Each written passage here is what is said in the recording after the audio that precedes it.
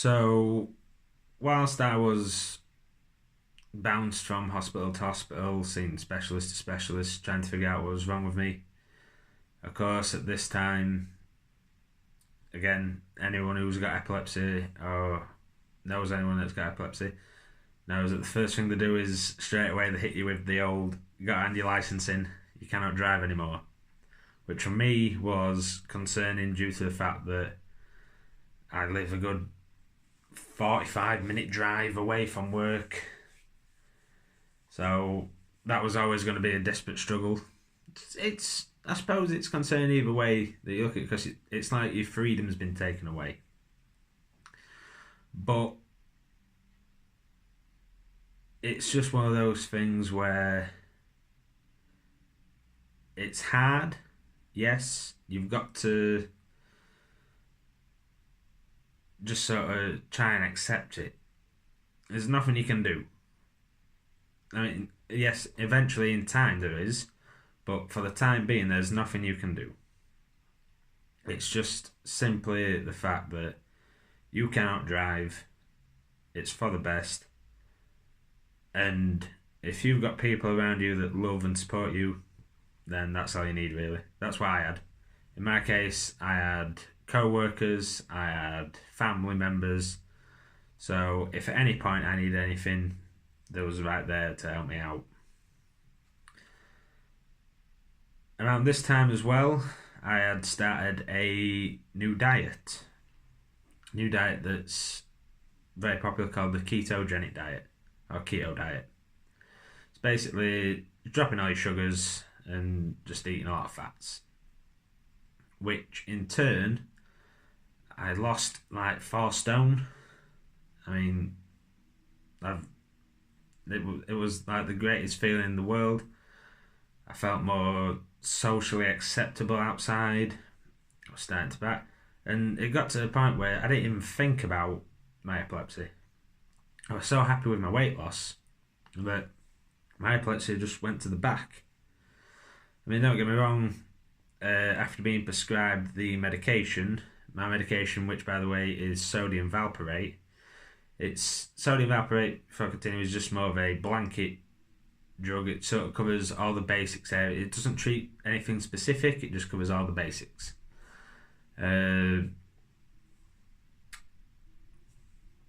So, whilst, yes, still taking them morning and night, with my weight loss, it just sort of drifted into the back of my mind and it was just becoming natural. I mean, a lot of people will struggle with not drinking.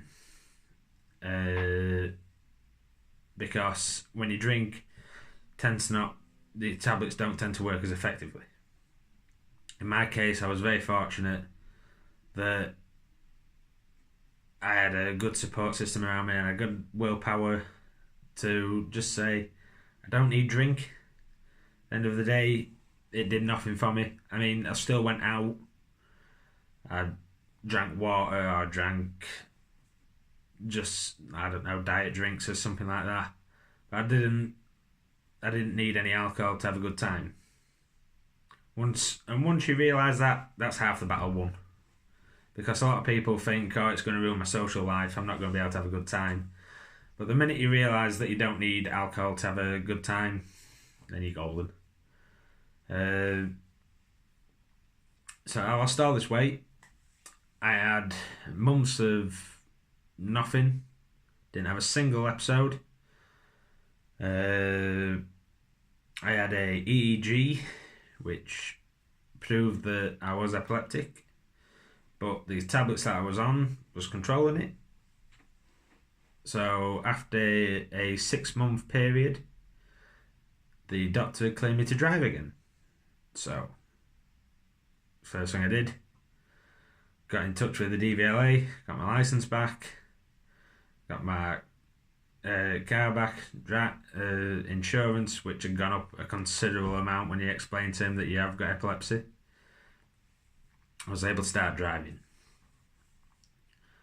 And yes, that was the last hurdle to get over for me at the time.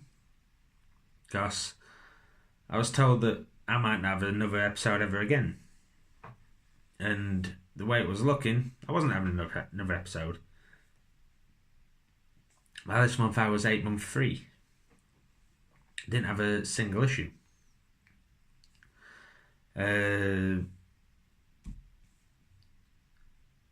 But then a year into that is when my tremor started again. And the first tremor that I remember was I was driving and I had a tremor in my right hand. Only a small one.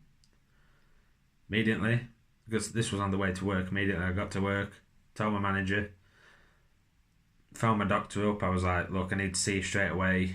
Got me straight in. They increased my medication just to be on the safe side. I'm sorry I keep looking down. Like I said, I'm still looking at my notes.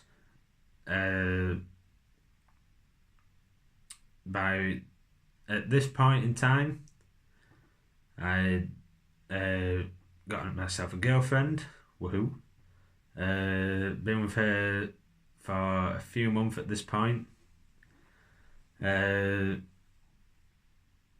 I was just starting to branch out and get to know all the members of her family. On one night in particular, I'm not going to go into too much personal detail about what happened or why it happened, but on one night in particular, something was said, I didn't agree with it, and so I left. And to this day, while I was driving back with her, this is the first and only argument we've ever had. In fairness, it wasn't an argument, it was just me getting angry. I've taken full responsibility for it. I didn't get angry to her, I was just getting angry at the situation that had happened. It wasn't her fault, wasn't something I could have controlled. So that night, when we got back to hers, I said, because at the time we were sleeping in a single bed. Someone my size sleeping in a single bed with someone else, it just doesn't work. I said, look, I'm just going to sleep on the floor and just relax. And that's what I did.